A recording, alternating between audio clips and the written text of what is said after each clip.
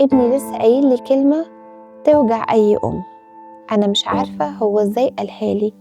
صرخ في وشي وقال لي أنا بكرهك، وقال لي أنتي أوحش أم في الدنيا، ده أنا ضيعت عمري عليه، وهو معقول بيكرهني بجد ولا هو جاحد؟ هو أنا قصرت معاه علشان يقول لي كده؟ ده أنا عايشة علشانه. أرجوكي استني بس، الطفل لما بيقولك بكرهك هو مش قصده جحود ولا حاجة. افصلي بين الحقيقة والمشاعر.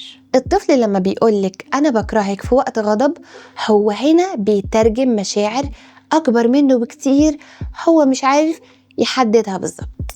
هو بس هيبقى عايز يقولك أنا محبط جدا إنك منعني من الحاجة اللي بحبها، لكن مش قصده إنه بكرهك. أو هو عايز بس يوضحلك إنه مش عارف يتعامل مع سيطرتك عليه. يعني قصدك إن أنا ماخدش الموضوع بحساسية؟ لا لا لا أبدا.